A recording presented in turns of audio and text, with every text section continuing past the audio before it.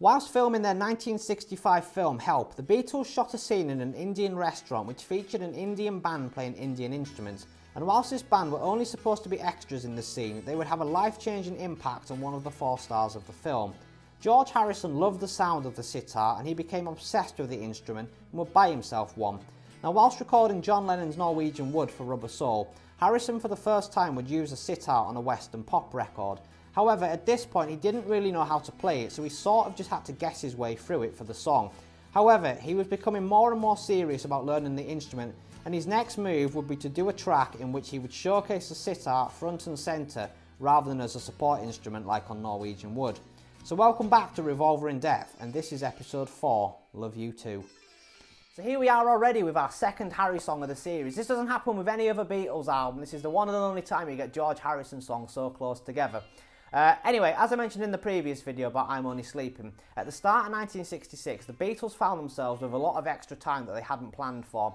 Basically, originally at the start of 66, they were supposed to spend the time filming their third feature-length film for United Artists. However, in the back end of 65, the band, they couldn't agree on a script. They didn't like any of the scripts they were being presented with. So they would basically abandon everything, they would scrap the project and get the start of 1966 free. Now, as I mentioned in the previous video, Lennon spent this time just lying about in bed, not doing much. It would inspire I'm Only Sleeping.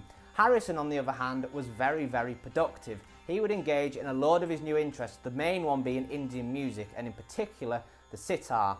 Now, as part of the How a Beatle Lives interviews with Maureen Cleave in March 1966, Cleave would comment that the sitar had given George a whole new lease of life. It had added a new purpose to his life. Harrison would travel to Barbados during this time off with his new wife Pattie Boyd for their honeymoon, but other than that, Harrison spent a lot of the time off receiving sitar tuition from Indian musicians at the Asian Music Circle in North London, where he also attended music recitals. Now, another big event that occurred in Harrison's life at this point was his first encounter with Ravi Shankar at the Royal Festival Hall in London, where Shankar was playing a gig. Now, George didn't actually meet him at this point. George just went and attended the gig, watched it and then went home. But in June 1966, Harrison would meet Shankar for the first time, and Shankar would agree that Harrison could be his student. Now, during this period in early 1966, Harrison decided he would write a new song to showcase everything he'd learned up until this point on the sitar. Now, the lyrics for this new song would draw inspiration from 2 different places. Firstly, Harrison's increased experimentation at the time with LSD, which he would later credit as starting his increased awareness and interest in Eastern philosophical concepts.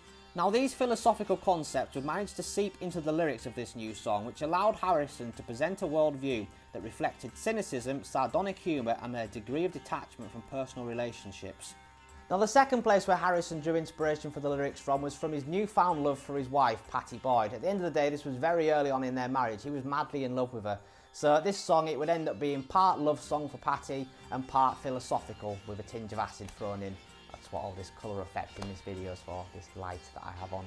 It's supposed to represent the fact it is an acid song. The Beatles began work on Love You Too at Abbey Road Studios, or EMI Studios as it was known then, on April 11th of 1966. Now, initially, George didn't actually have a title for the song. Now, this was a common thing with George songs at this point. George had a bit of a reputation for not being able to come up with titles for his song. So throughout the sessions for this song, engineer Jeff Emmerich decided that the song would be called Granny Smith. So that was its working title for all these sessions, Granny Smith. So if you listen to any of the outtakes, it's always referred to as Granny Smith. Now, interestingly, in this session, take 1 would consist of George on an acoustic guitar singing a lead vocal with a harmony vocal from McCartney. Now, despite the fact that George intended for this to be a sitar song, for some reason he started it off here as an acoustic song. Now, if you want to hear take 1, well, good news, you can. It's on the 2022 Super Deluxe edition of Revolver. And I've got to say, of all the Beatles outtakes there is out there, I think this is by far one of the most interesting ones. I mean, before this box set came out in 2022, I had no idea that this song started off in the studio as an acoustic song. It's really nice. Noel Gallagher did an interview with Apple Music around the time the Revolver box set came out, where he listened to some of the outtakes with, I can't remember who the guy was who he did it with, but when he listened to Love You Too, he commented that the guitar on this sounds a bit like the Lars, and it does. I can fully hear that. So yeah, obviously it wouldn't stay as an acoustic song, but if you want to hear it as a stripped back, bare acoustic song, well, go listen to take 1, and honestly, it's worth it. It's really, really interesting. It's really good. Now, it wouldn't be until take 3 when the sitar would finally make an appearance, and initially take 3 was deemed to be the best take, the master that they would start applying overdubs to. The overdubs that were applied to take 3 included an acoustic guitar, as well as some double-tracked lead vocals from Harrison, then some harmonies were applied side by McCartney, and then some further sitar would be overdubbed onto the track. Now the band decided that they would take a break at 7 PM to come up with some further ideas for the song. So the Beatles would regroup an hour later at 8 PM, and bad news for the others, Harrison had changed his mind. He didn't like take 3 anymore. He decided that they needed to start again. So they'd now record 3 more takes of the song, numbered takes 4 to take 6, and take 6 would be deemed the best. This would be the one that they would start applying further overdubs to, and take 6 is the master. That's the version of the song, that is the take that was used on Revolver itself. So take 6 would consist of Harrison's lead vocal, as well as his sitar, acoustic guitar and fuzz electric guitar. McCartney would also again overdub some harmony vocals onto the track, as well as play tambura on the track. At some point during this session, Harrison invited Anil Bhagwat down to the session to play tabla on the song. I must apologise if I've mispronounced anybody's name there or any instruments. But anyway, by the end of this session, a rough mono mix was created for Harrison to then take away and listen to and consider where he'd like to go next with the song. So the second and final session for Love You 2 would take place on April 13th for 1966, and to begin with, a reduction mix of take 6 would be created so that some extra tracks could be freed up. This reduction mix would now be called take 7, which would serve as the master for the rest of this session. With some extra tracks freed up, Ringo would overdub some tambourine onto the song, whilst McCartney would record some falsetto harmonies. Harrison would also record some more electric fuzz guitar, and then Harrison would record a solo sitar piece to be edited onto the start of the track to serve as its opening. And then finally 3 mono mixes would be created in this session, and then they would edit together the best bits of each of these mixes to create the final mix that would be released on Revolver. Now at some point during the mixing process here, they decided to remove McCartney's falsetto harmonies that were recorded during this day's session. They weren't on the final version, but if you want to hear them, well, good news, you can. On the 2022 Super Deluxe edition of Revolver, on the outtakes for Love You 2, take 7, if you listen to that one, it is pretty much just the finished song as you know it, except it's got some falsetto harmonies from McCartney. They're quite interesting to hear. Revolver was released on August 5th of 1966, and Love You 2 was sequenced as the 4th track on the album. It's also the 2nd of 3 George Harrison songs on the album. Now at some point after completing the mixing on April 13th and the release of the album, George finally did come up with the name of the song. He finally did come up with the name Love You 2. It's a very creative name, isn't it? But yeah, I don't know the date he came up with it, but at some point he did between the release and the mixing. Anyway, this song would now firmly associate the Beatles with Indian music, and on the way back from their Asian tour in 1966, Harrison would suggest that the band stopped over in Delhi, which they did, and each of them all bought their own instruments, Indian instruments, whilst in Delhi. And Harrison would now buy himself a top quality sitar, because up until this point on Norwegian Wood and Love You 2, he'd been playing a cheap one he'd found in London, but now going forward he had a top quality one to use on future recordings. So once again, in the words of Scylla, surprise, surprise. Surprise, surprise! I bloody love this song. I think it's fantastic. I've said this before on videos, I think, if not I have said it to people, that I think George Harrison of the 4 Beatles was the best lyricist. I think McCartney overall is the best songwriter, but I think Harrison was the best lyricist. And this song kind of goes to prove it. The lyrics on here are fantastic. Stuff like, there's people standing round who'll screw you in the ground, they'll fill you in with all their sins you'll see.